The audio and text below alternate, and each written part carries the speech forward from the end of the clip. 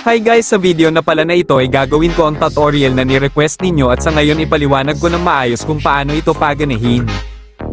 On fairness 100% itong gagana kung Android 11 to 14 ang inyong mga ginagamit na cellphone.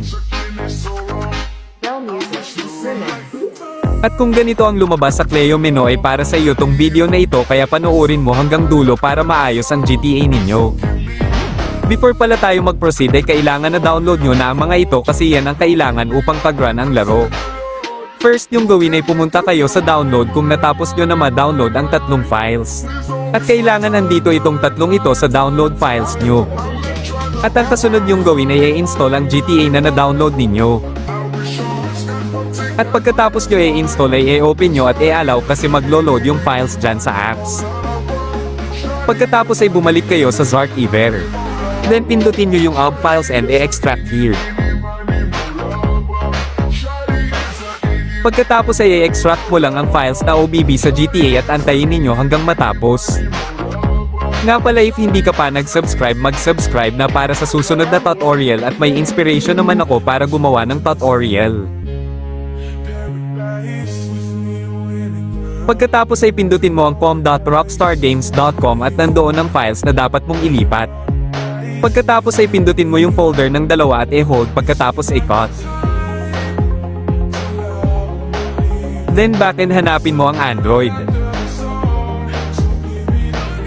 And pindutin mo yung OBB at makita mo ang Rockstar Games. If walang nakashow na ganitong folder ay gawa ka ng bago at gayahin mo ang nasa folder name ko. And pindutin mo pagkatapos ay extract. Pagkatapos balik ka sa download dahil natapos na natin ang OBB files na para sa offline mod ng laro. Pagkatapos ay pindutin mo lang nakalagay na fix Cleo dahil andyan lahat ng cheat menu sa Cleo. Pagkatapos ay extract here mo lang yan at kung may lumabas na error sa'yo ay normal lang yan, hindi yan ang dahilan kung bakit hindi gagana ang cheat. Pagkatapos ay pindutin nyo ang nakalagay na Cleo by Potato dahil sa kanya galing yang cheat na yan. Pagkatapos ay pindutin mo lang ang kulay white na folder at i-hold mo yung sa dulo pagkatapos ay i-cut mo lang.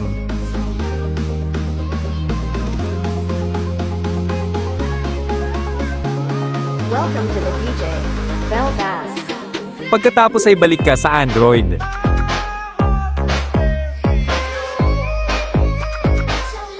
At pindutin mo yung data. Pagkatapos hanapin mo yung Rockstar Games. Pagkatapos mo mahanap ang Rockstar Games ay pindutin mo ito. Pagkatapos ay i-extract mo lang ang files. Pagkatapos mo ma-extract ay andyan na lahat ng files Cleo menu, huwag ka magkamali dahil sa maliit na pagkakamali mo lang hindi talaga lalabas ang Cleo menu. Dito naman sa OBB ay dapat ganito ang setup mo kasi kapag hindi possible na ma-stuck ka sa black screen kasi unting pagkakamali mo lang ay possible na mangyari yun. Pagkatapos mo ma-setup lahat ay i-open mo na ang laro.